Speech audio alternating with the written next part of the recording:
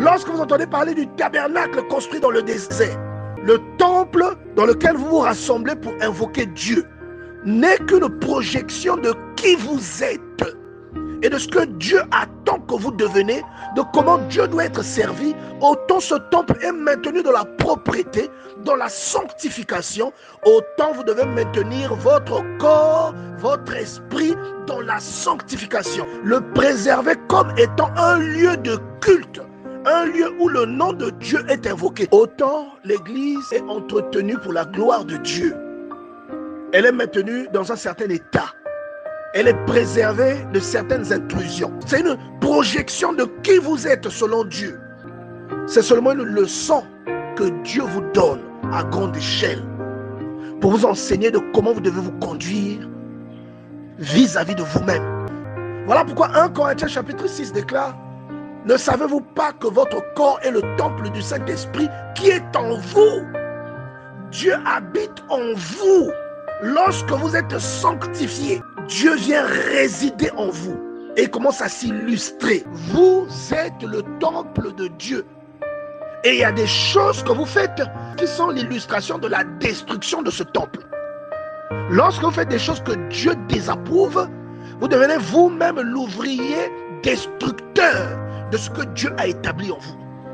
Et vous empêchez Dieu d'entrer dans sa maison, qui est votre cœur, à cause de vos comportements. Tu dois prendre soin de la maison de l'Éternel. La Bible déclare dans le livre de 1 Corinthiens au chapitre 3 verset 17, si quelqu'un détruit le temple de Dieu, Dieu le détruira, car le temple de Dieu est saint et c'est ce que vous êtes. Vous comprenez, non? C'est ce que vous êtes. Vous êtes le temple de Dieu. Et il y a des choses que vous faites qui sont l'illustration de la destruction de ce temple. Il y a des gens qui ont beaucoup de possessions, beaucoup d'opportunités, mais qui ne profitent jamais de ces opportunités. Il dit, vous mangez, vous n'êtes pas rassasiés. Vous buvez, vous n'êtes pas désaltérés. Vous êtes vêtus et vous n'avez pas chaud. C'est parce qu'on n'a pas égard à Dieu que l'on subit ces choses décrites dans Agé 1 verset 6. Il dit, à cause de ma maison qui est détruite, ne pensez pas que la maison dont Dieu se plaint de la destruction, c'est un bâtiment qui est à l'extérieur. Ce n'est qu'une image. La maison qui est détruite, c'est vous qui êtes détruit par le péché. Vous êtes détruit par vos habitudes. C'est pourquoi Dieu vous prive du fruit de vos efforts. Vous ne laisserez jamais entrer un chien, par exemple, dans un temple.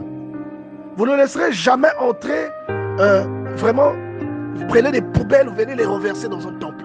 Même dans votre propre maison, vous n'accepterez pas. Et la Bible vous explique que le temple là, c'est vous. Lorsque tu fournis beaucoup d'efforts pour embellir l'église dans laquelle tu pries, pour embellir le temple, et que tu ne fais pas autant d'efforts pour t'embellir toi-même à l'intérieur, parce que le temple là n'est que le reflet de qui tu es.